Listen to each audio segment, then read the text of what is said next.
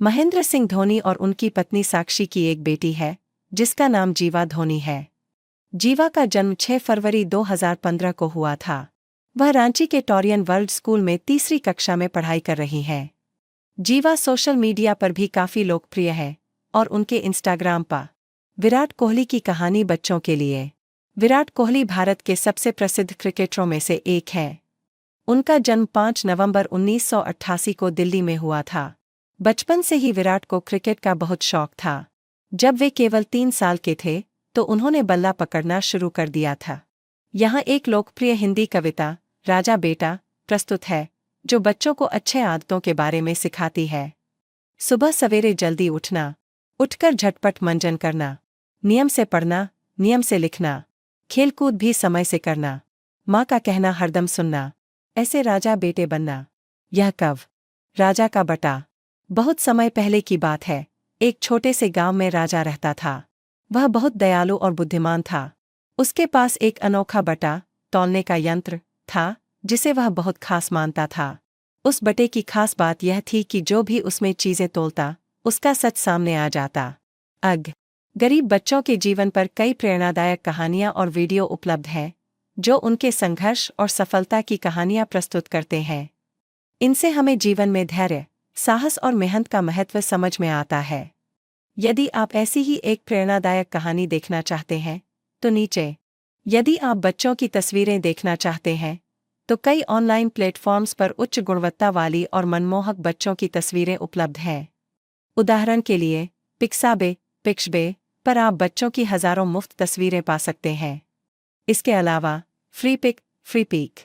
माघ संक्रांति, जिसे मकर संक्रांति भी कहा जाता है, एक महत्वपूर्ण हिंदू त्योहार है जो हर साल 14 जनवरी को मनाया जाता है। यह त्योहार सूर्य के मकर राशि में प्रवेश करने का प्रतीक है, जो सर्दियों के अंत और लंबे दिनों की शुरुआत का संकेत देता है। इस दिन लोग चींटी और कबूतर की कहानी एक प्रसिद्ध लोक कथा है, जो बच्चों को परोपकार और कृतज्ञता का महत्व सिखाती है। एक बार की बात है, एक चींटी पानी पीने के लिए नदी के किनारे गई। पानी पीते समय वह गलती से नदी में गिर गई और डूबने लगी। पास ही एक पेड़ पर बैठा कबूतर यह बच्चों के लिए कुछ मजेदार स्कूल चुटकुले प्रस्तुत है। मास्टर जी, सबसे ज्यादा नशा किसमें होता है? पप्पू, किताब में। मास्टर जी, कैसे? पप्पू, क्योंकि किताब खोलते ही नींद आ जाती है।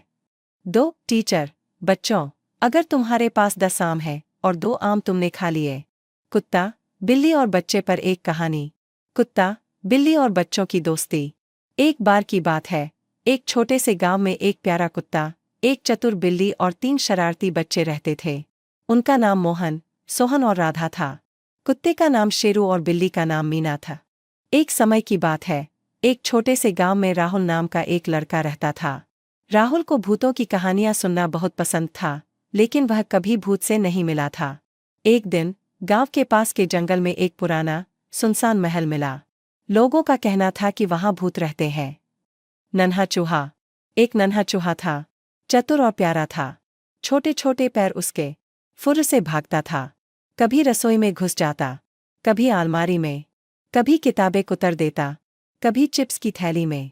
मम्मी उसे पकड़ न पाती, पापा दौड़ दौड़ थक जाते। नन्हा चूहा मुस्कुराता। फिर बंदर के बच्चे, मंकी किड्स। एक समय की बात है, जंगल में बंदरों का एक बड़ा परिवार रहता था। उनमें कुछ छोटे छोटे मंकी किड्स भी थे। ये बच्चे बहुत शरारती और चंचल थे। हर सुबह वे अपनी माँ के साथ पेड़ों से पेड़ों पर कूदने और खाने की तलाश में जाते।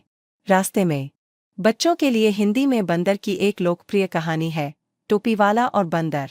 यह कहानी एक टोपी बेचने वाले की है, जो जंगल में सो जाता है और बंदर उसकी टोपियां चुरा लेते हैं। यह कहानी बच्चों को मनोरंजन के साथ साथ सीख भी देती है। आप इस कहानी का वीडियो यहाँ